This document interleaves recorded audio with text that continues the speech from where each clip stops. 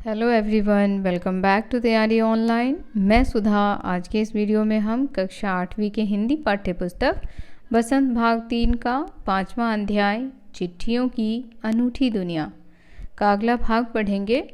अब तक हमने इस लेख में यह जाना कि चिट्ठियों का महत्व जो है वह सदियों से चला आ रहा है, लेकिन जैसे जैसे टेक्नोलॉजी वास्ट होती गई वैसे वैसे टेलीग्राम, टेलीफ़ोन जैसी सुविधाएं लोगों के बीच आई। उसके बाद आया मोबाइल के होने से क्या हुआ, लोग जो हैं वह एसएमएस या व्हाट्सएप के थ्रू अपनी बातों को शेयर करने लगे। लेकिन चिट्ठियों का महत्व अब भी वैसे का वैसे ही रहा। व्यापारिक स्तर पर देखा जाए तो चिट्ठियों का आदान प्रदान जो है वह पहले की तरह ही है। वक्त के साथ साथ अनेकों बदलाव आए। हमने यह भी देखा कि किस प्रकार स्कूली छात्रों के बीच पत्र प्रतियोगिताएं होने लगीं। उन्हें पत्र लिखने के लिए प्रोत्साहित किया गया। जैसा कि बच्चों मैंने आपको पिछली वीडियो में बताया था कि हम पत्रों के प्रकार के बारे में जानेंगे। तो पत्रों के मुख्य तरह से 2 प्रकार हैं। पत्र कितने प्रकार के हैं बच्चों? पत्र जो हैं वह 2 प्रकार के हैं। पत्र के 2 प्रकार हैं। अब ये 2 प्रकार कौन कौन से हैं? तो देखिए, पहला है आपका औपचारिक पत्र और दूसरा है आपका अनौपचारिक पत्र। अब औपचारिक पत्र किसे कहते हैं, अनौपचारिक पत्र किसे कहते हैं, यह जानना जरूरी है। क्या आपको पता है? यदि आप इसके बारे में जानते हैं तो हमें कमेंट करके अवश्य बताएं। तो बच्चों, औपचारिक पत्र यानी एक ऐसा पत्र जो हम किसे लिखते हैं, कार्यालय को या विभाग को। औपचारिक पत्र किसे लिखा जाता है? औपचारिक पत्र जो होता है वह विभागीय पत्र होता है। विभागीय पत्र या कह सकते हैं कार्यालय में भी जो पत्र लिखा जाता है उसे भी हम क्या कहते हैं, औपचारिक पत्र लिखते हैं। आप जो आवेदन लिखते हैं, आवेदन यानी एप्लीकेशन, तो आप जो आवेदन लिखते हैं अपने प्रिंसिपल को, तो वो कौन सा पत्र कहलाएगा? वो कहलाएगा आपका औपचारिक पत्र। अब दूसरा हमारा है अनौपचारिक पत्र। अनौपचारिक पत्र किसे कहते हैं? तो ऐसा पत्र जो किसे लिखा जाता है, अपने निजी संबंधियों को लिखा जाता है, जिसे आप कह सकते हैं व्यक्तिगत पत्र। व्यक्तिगत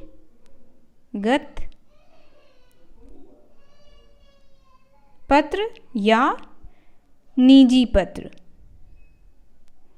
यानी जो आप अपने सगे संबंधियों को लिखते हैं वह कहलाता है अनौपचारिक पत्र।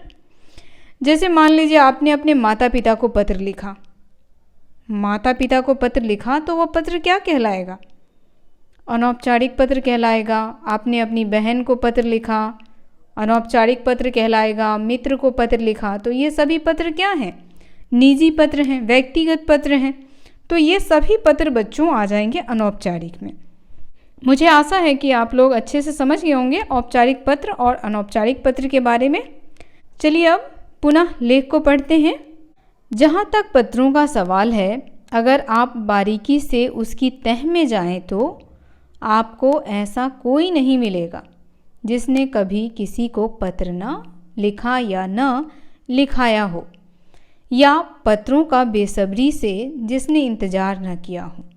तो बच्चों, लेखक कहते हैं कि यदि हम तह तक जाएं, तह मतलब क्या होता है? यहाँ पे तह शब्द का अर्थ क्या है? गहराई। तह शब्द का अर्थ है गहराई। कहते हैं गहराई में अगर हम जाएंगे तो हम ये पाएंगे कि ऐसा कोई भी व्यक्ति नहीं है जिसने या तो पत्र ना लिखा हो, या किसी से लिखवाया ना हो, या बेसब्री से किसी के पत्र का इंतजार न किया हो। बेसब्री शब्द का क्या अर्थ होता है? क्या आप लोग बता सकते हैं कमेंट करके? बेसब्री यानी अधीरता। किसी चीज़ को पाने की जो बेसब्री होती है, अधीरता होती है, तो अधीरता बेसब्री का अर्थ हो गया। और बारीकी यानी कि सूक्ष्मतम, एकदम छोटी से छोटी चीज़ें, सूक्ष्मता।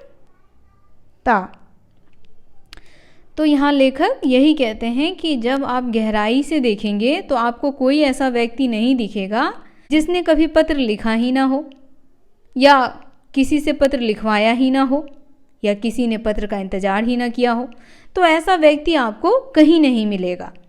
हमारे सैनिक तो पत्रों का जिस उत्सुकता से इंतजार करते हैं उसकी कोई मिसाल नहीं। अब यहाँ बात किसकी आई है बच्चों? सैनिकों की, जो हमारे देश के रक्षक हैं और वह अपने परिवार से दूर बॉर्डर पे रहते हैं। तो उन्हें किसका इंतज़ार होता है? पत्रों का। वह बहुत ही उत्सुकता के साथ, उत्सुकता मतलब क्या होगा?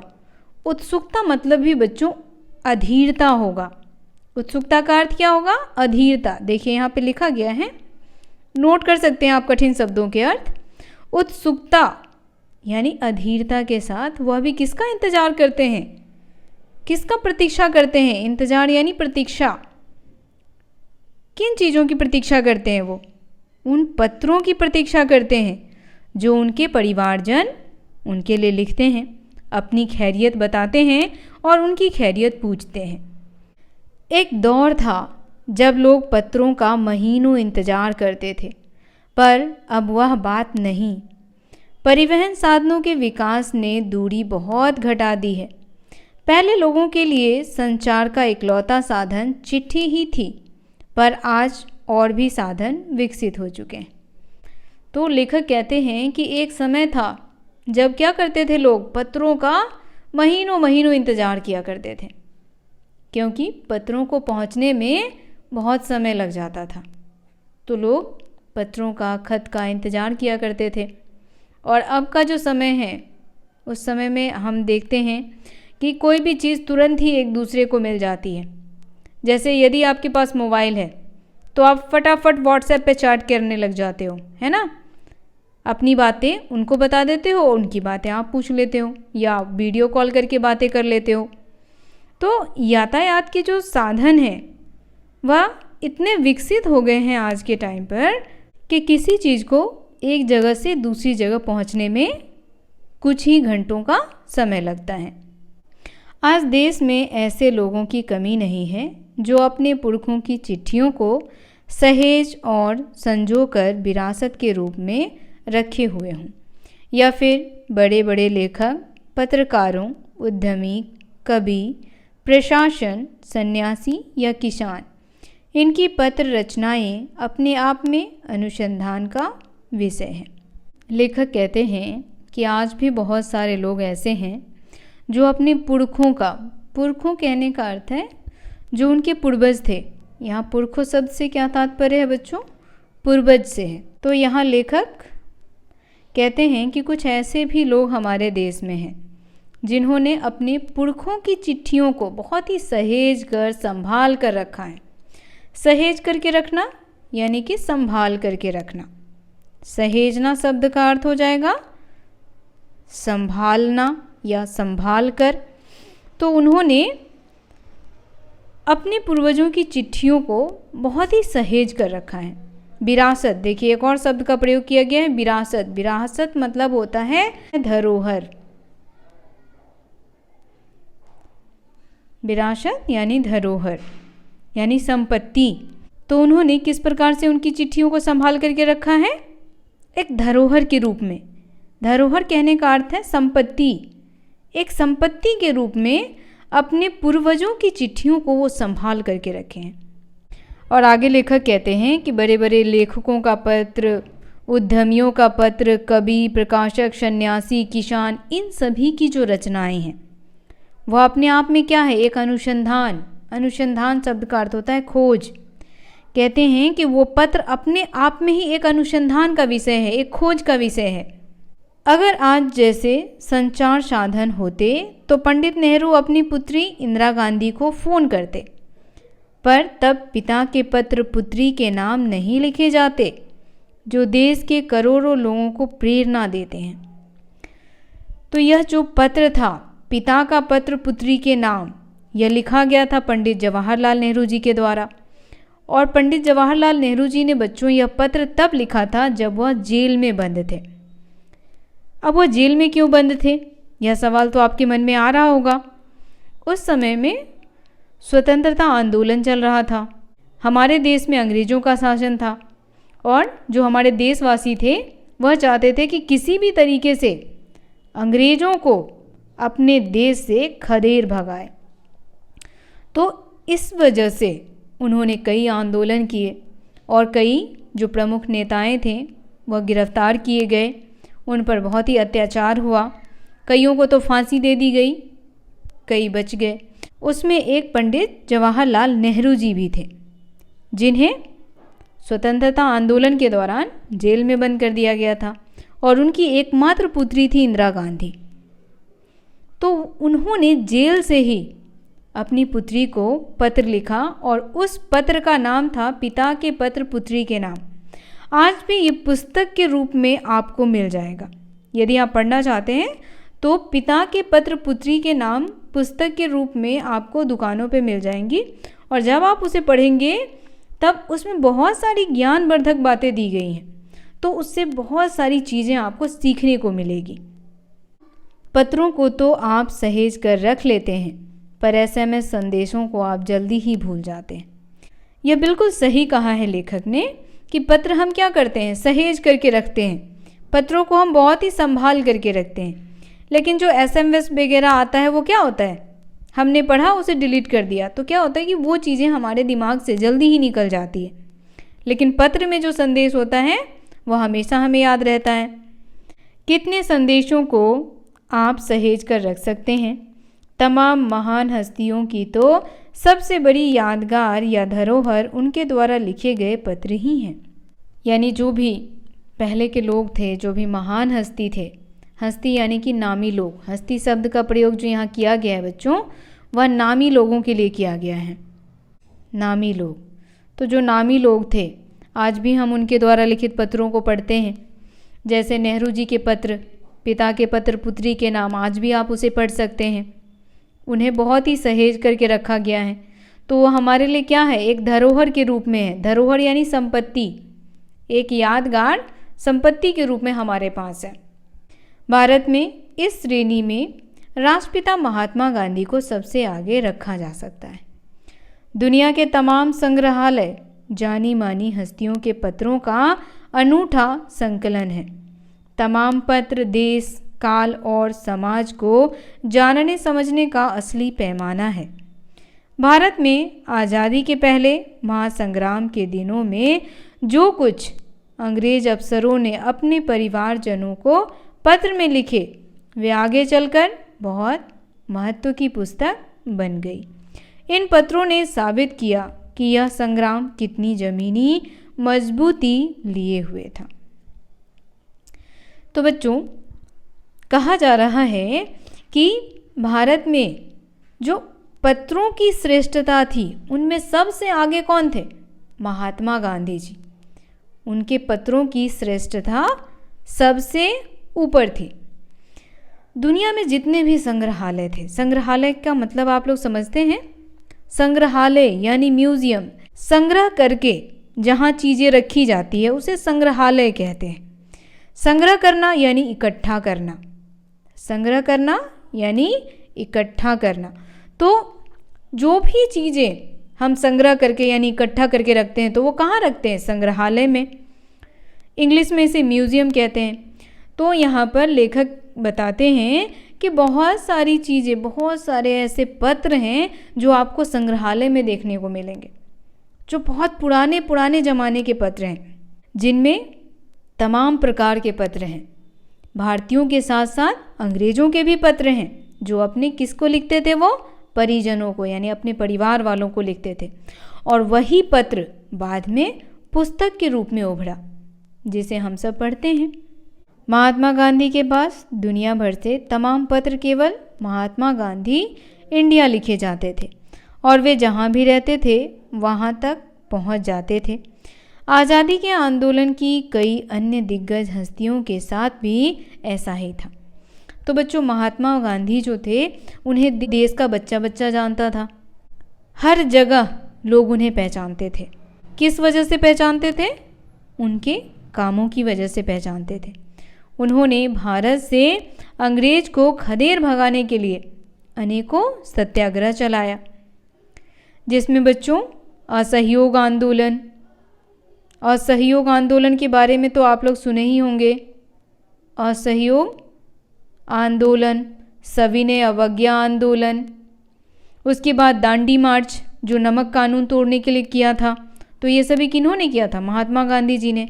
तो उनके लिए जो पत्र आता था उस पर सिर्फ क्या लिखा रहता था? महात्मा गांधी इंडिया, और वो पत्र उनको पहुंच जाता था चाहे वो कहीं भी रहे।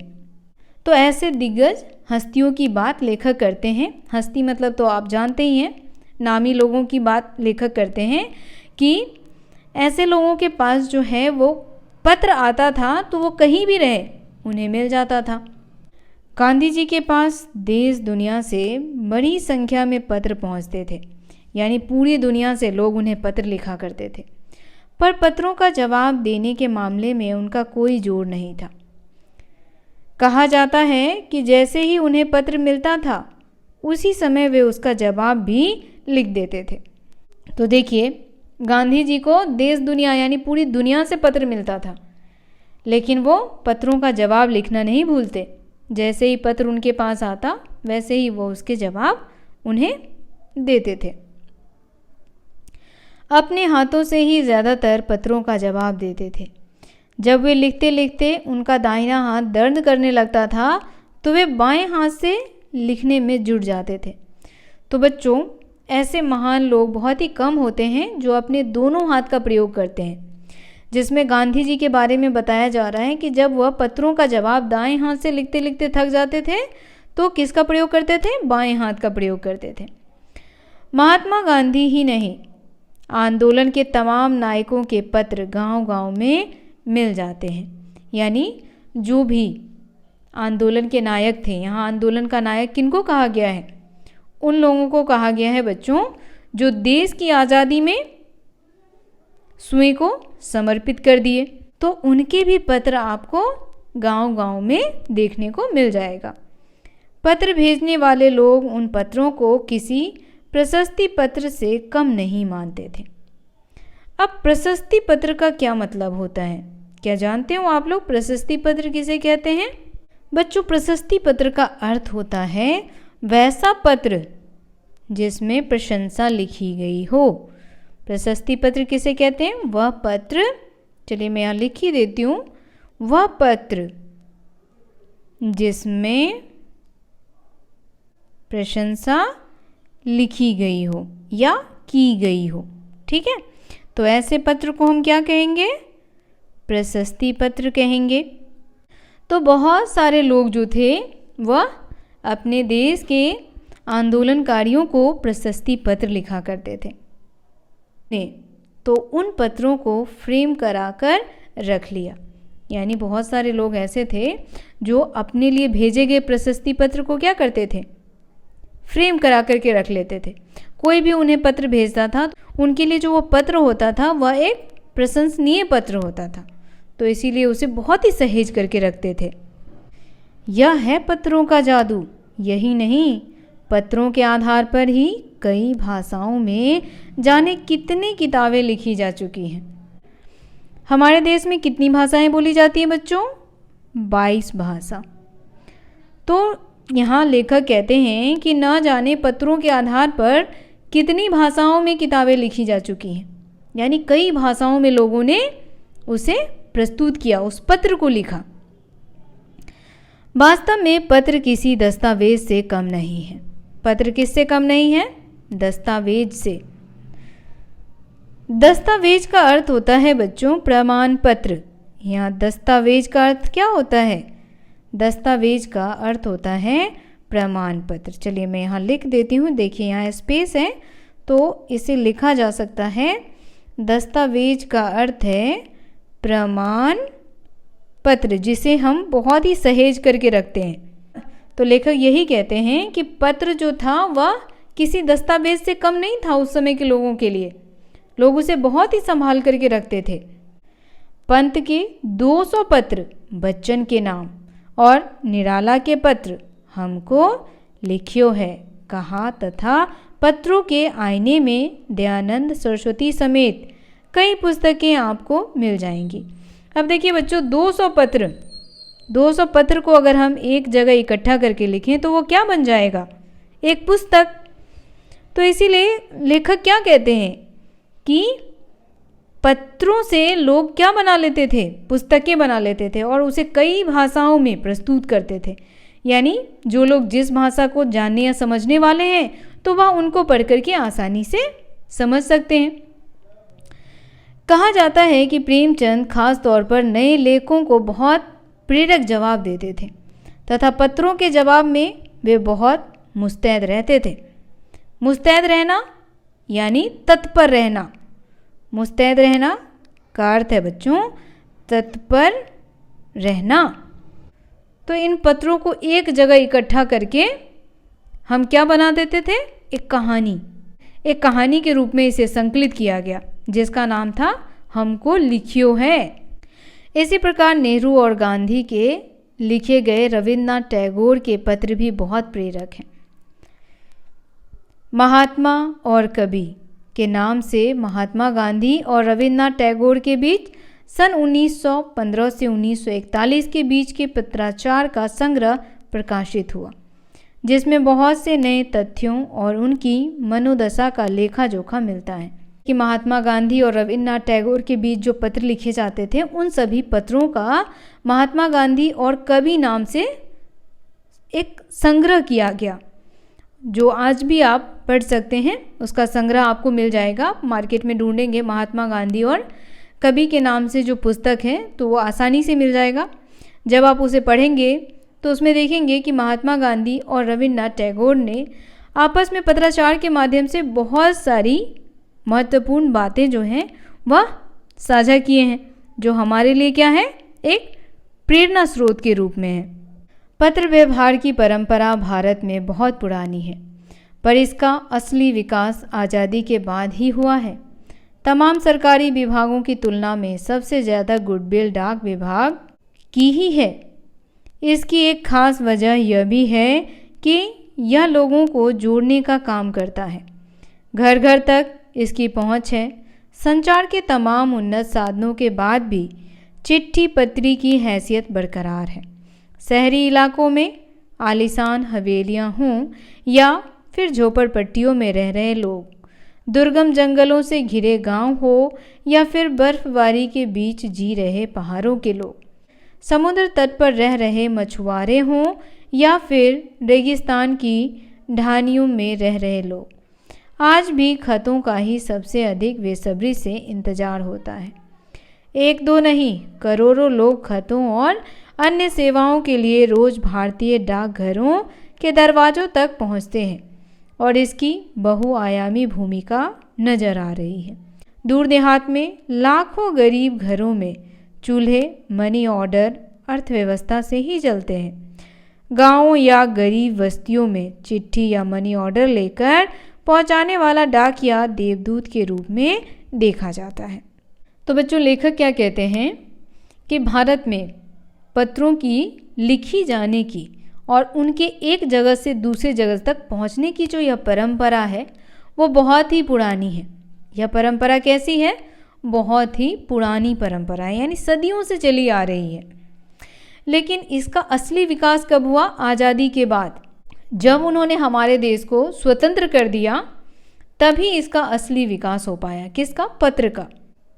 तमाम सरकारी विभागों की तुलना में सबसे ज़्यादा विकास किया, वो किया किसने? गुडविल डाक विभाग ने। किसने किया बच्चों? गुडविल डाक विभाग। अब ये गुडविल डाक विभाग का क्या अर्थ है? देखिए, इसका अर्थ मैं यहाँ लिखती हूँ। वे पत्र जो अनौपचारिक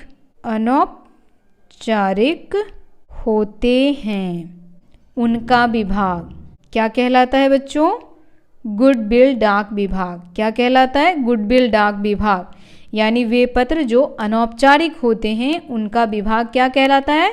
गुडविल डाक विभाग। अनौपचारिक पत्र किसे कहते हैं? अभी अभी मैंने आपको बताया है ना, औपचारिक और अनौपचारिक पत्र।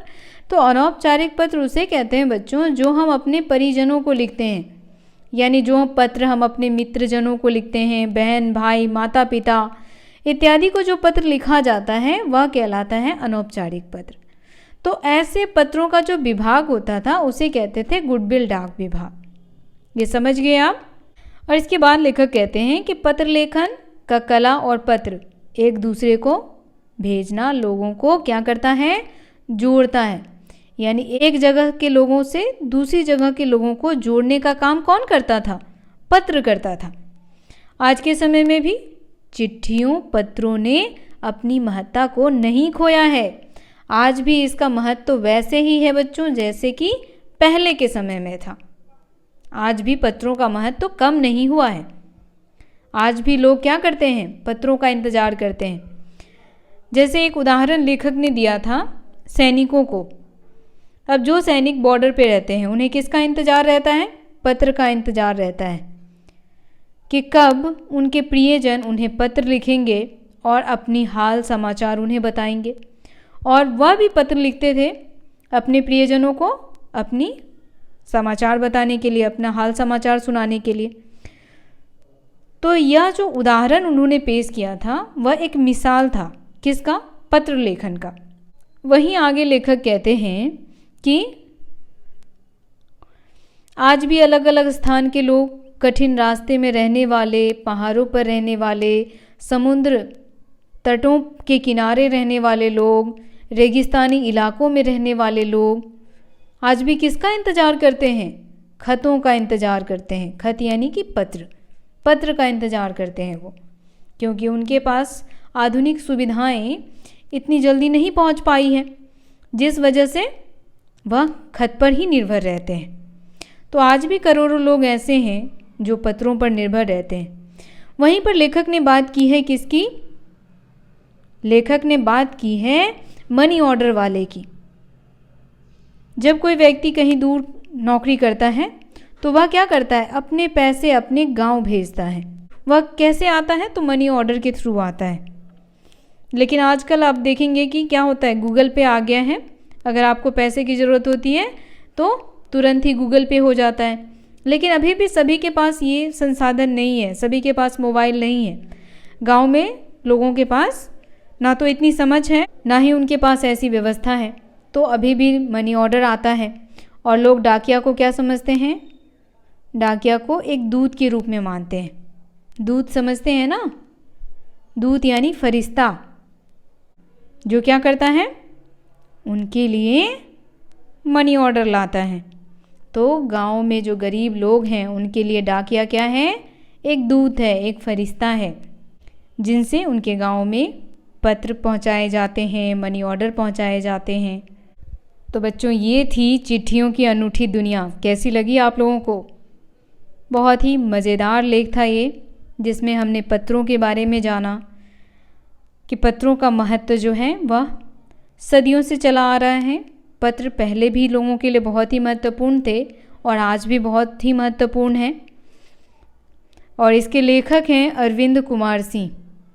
किसकी रचना है ये? अरविंद कुमार सिंह की रचना है। यह उनके द्वारा लिखित एक लेख है। वीडियो पसंद आ रहा हो बच्चों तो इसे लाइक करें, शेयर करें, हमारे चैनल को सब्सक्राइब और फॉलो करना तो बिल्कुल ना भूलें। मिलते हैं इसी अध्याय के प्रश्न अभ्यास के साथ, तब तक के लिए आप सभी का धन्यवाद।